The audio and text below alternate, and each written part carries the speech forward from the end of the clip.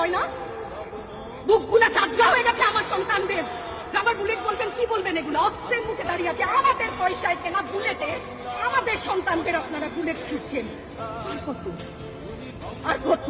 Police ভাইটাকে বলি, ভেতরে তো আপনিও মানুষ, পুলিশ ভাই বলি না, ক্ষমা করবেন, মুখ থেকে বার হয়ে গেছে। তাদের ঘরেও সন্তান আছে, তাদের খোলসের ভিতরেও মানুষ। যারা এখনো ঘরে আছেন তারাও জানেন আর কতদিন ভয়েই থাকে। একটা মারবেন 10টা আসবো, 10টা মারবেন 1,00,000 আসবো। সারা দেশের মানুষ, মা বাপ সব একসাথে ওদের সন্তানকে মানুষ করেছিল, আমাদের কাছে শিক্ষকদের কাছে পাঠিয়েছিল। কি জবাব দিব?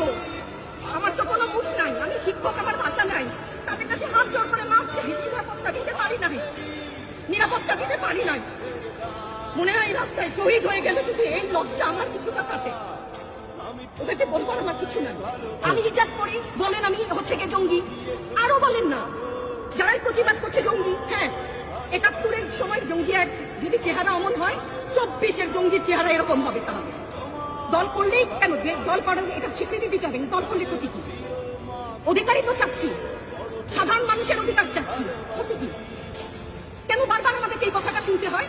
এই বিভাজনের সুযোগ তো তারা বারবার নিয়েছে, আবার কেন? পিছু হটবা না, ভয় পাবা না। তোমাদের শিক্ষক আমরা লজ্জা পাই, তোমাদের থেকে শিখেছি। তোমরা যেমন আছো আমরাও আছি। যতদিন না 9 দফা ওদের মান না হয় ততদিন মাঠ থেকে সরবে না। কেউ নিরাপদ না তো, আপনি নিরাপদ।